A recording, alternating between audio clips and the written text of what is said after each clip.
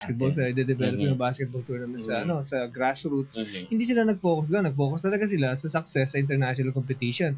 At yun nga, kita mo doon sila rin, kumbaga doon din lumagapak, di ba? So, kitang-kita ngayon na kung gaano kalaki ang kakulangan ng organisasyon nila dahil ngayon nga ang focus sila tapos doon pa rin sila hindi nag-succeed. Graham, ano kaya siguro palagay mo, ano ba dapat ang ginawa nila dati nung 3 taon silang humawak ng power, kumbaga? Dapat gawin nila, as I said, they go back to the PBA. That's the best, no? Huwag na kailangan na mag-form pa ng smart gilas, di ba? Maski na marami ang pera ng smart communication, no? Di ba? Mayroon silang pondo. That should not be na a source, no, na mag-form agad ng sariling team, no, to represent the Philippines. Anong ginagawa ng mga professional player natin? Di ba? Dapat bigyan natin sila ng katungkulan na lumaban sa bayan, di ba? Hindi puro kumita ng kumita, di ba? Itong mga bata naman, in the end, aakyat naman sila sa pro. Diyan na lang sila maglaro sa PBA, di ba? Kasi saturated na rin ang basketball. Ang daming palaro eh. Lahat nakatutok sa basketball eh. Di ba? Ang dami naman pwede i-develop ng sports, di ba? Katulad ng football, isang araw, sumikat agad. Sumikat bigla, ano? Nasilat yung defending champion. Di ba? Pero ganun pa rin, after a while, mawawala na rin, di ba? Pero maraming mga individual sports pwede natin tulungan. Di ba? Pwede mag-uwi ng medalya sa atin. Isipin naman, kung ginagastos ng smart gilas, yung pera na yun, mag-support na lang sila ng mga individual event, no? Marami pa naman dyan eh, di ba? O mag-organize ng mga grassroots, not only basketball, other sports, di ba? Pero Graham, kasi bakit kaya na itong smart gilas nga, kanina, actually pinag-uusapan natin kanina, bakit kaya ang smart gilas ay yung pera nila pinag-uukulan nilang pansin ng isang high-profile sport na basketball? Di ba? Bakit kaya?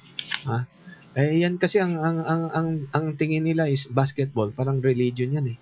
Ang daming nang de-devote, di ba? Na devote. Deboto.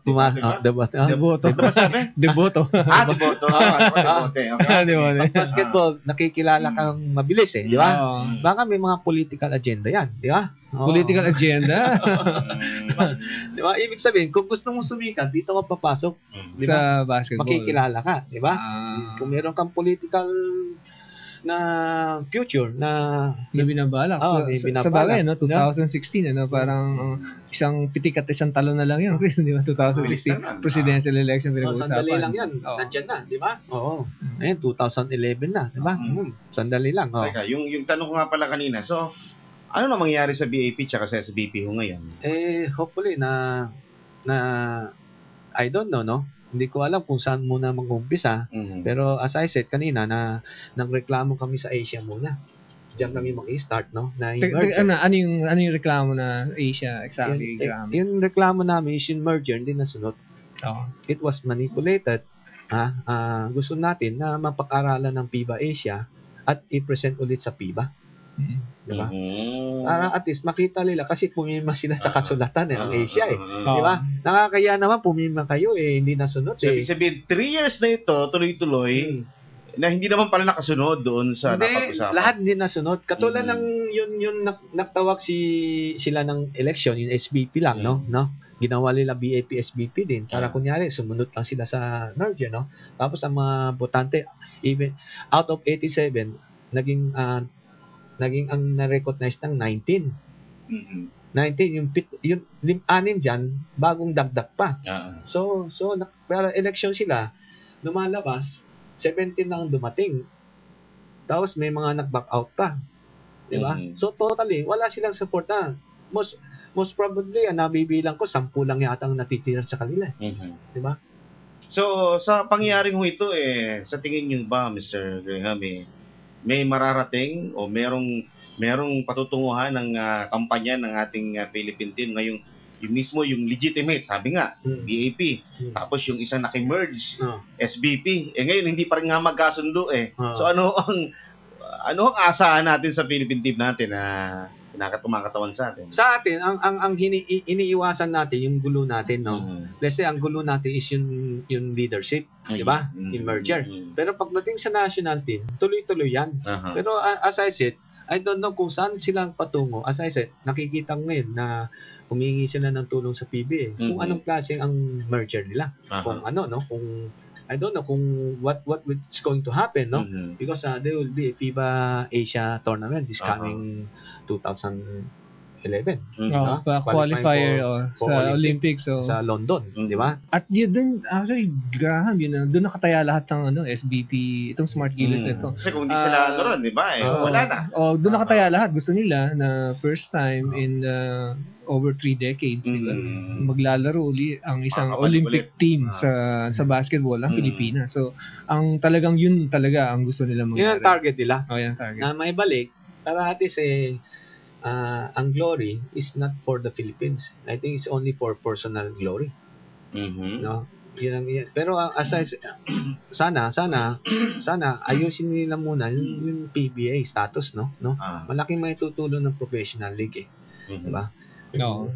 Kung magtatayo pa sila ng another team, tapos with merge with PBA, baka yun the brand of play will not be the same, no? Pero kahit ba sino ang ipadala natin ang BAP ba sumusuporta naman sa ating team? Kahit sino pa ipadala? Kahit sino ang pinadala natin, you have to support our national team.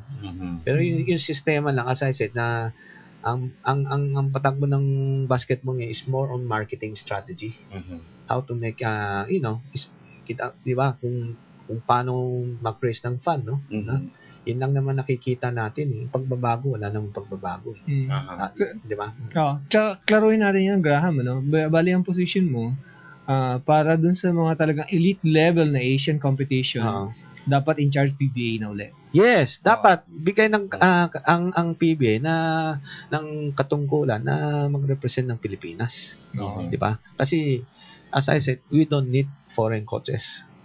Sayang ng mga Pilipino na nagpakamatay, nag-aral kung dami naman diyang magagaling di ba? Sa PBA na lang sa PBA na lang kada isang team. Chris, yung mga assistant coach lang gagaling yan. Talagang mga nag-aaral abroad yan. Alam ko mga hindi lang yung mga head coach sila nag-aaral sa pupunta sa US, nagko-clinic ng taon-taon sa US, nagpupunta. Lahat ng assistant coaches ng PBA nagki-clinic yan sa US at hindi pa yan. Pati sa UAAP, mga coaches sila doon. Hindi lang coaches, pati yung mga eskwelahan nila pinapadala na sa abroad. So, iba na yung level ng competition. Yeah. Nakikita ko lang, no? Bakit walang nagre-reklamo mga coaches? Di ba meron tayong coaches association? Yes, Di ba? Mag-hire tayo ng foreign coach, ang ingay-ingay na nila. Bakit nga hindi are so quiet? Hindi, nandito si Yanggio ng isang, I think a few months ago. Yun din ang position niya. Na hindi na kailangan. Kung elite level ng Asian competition, sabi niya, walang tatalo sa PBA coaches. Ganun din si Tim Cone, sinasabi niya. Although hindi nila sinasabi siguro sa Diario. But yun sa interview dito, talagang klarong-klarong position ni Yanggio at saka ni Tim Cone. Bakit nga, di ba? Walang openly na dati, may mga isang coaches association. Reklamo na reklamo. Sa PBA lang, magpasok na ng foreign coach, ingay na nila. Ito, national team to. What do you mean by national team? It should be run by a national coach o a Filipino coach, di ba? National Ang natatanda ko mga kumontra dyan, mga sports writers. Mga sports writers, maangal sila. Bakit ba, hindi ba kaya ito ng mga PBA coaches o ng mga ibang coaches sa amateur, di ba? Dito Ito, hindi ko na lang babasahin yung pangalan niya, no? Sabi niya rito, matanong ko, Sports Philippines Department na namumuno, yan, hindi politikong tao, baka ipalipad ang pondo ng sports pagkatapos binabati ko. Saan napupunta? Nakita mo yung hosting natin sa 2005 ng SEA Games. SEA Games. Di ba hanggang ngayon wala pang liquidation, wala, di ba? That we are talking about hundreds of millions. Di ba? Hindi ko alam bakit walang naki-imbestiga. Wala nag-audit. That is government people's money. Di ba? I don't know bakit walang kaso. Parang wala eh. At parang nauulit lagi yung mga nagiging problema na minsan mas marami pang pinapadala ng mga representatives ng mga Philippine officials kaysa doon sa mga atleta magpa-participate sa mga. Kaya nga minsan nakakapagtaka, kaya naman natin magbigay ng malalaking pondo sa mga atleta. Hindi ko alam bakit lagi natin parang hindi natin maibigay-bigay. Di ba? Maski, hindi ko alam bakit. Di ba? Tatanong lang tayo. Anyway, tayo naubusan ng oras. Mr. Graham, mensahe ninyo para sa mga sumusubaybay pa rin, naniniwala sa basketball at sa Philippine sports na rin. Mensahe ko lang, sana, iwasan natin ang politika sa sports, no?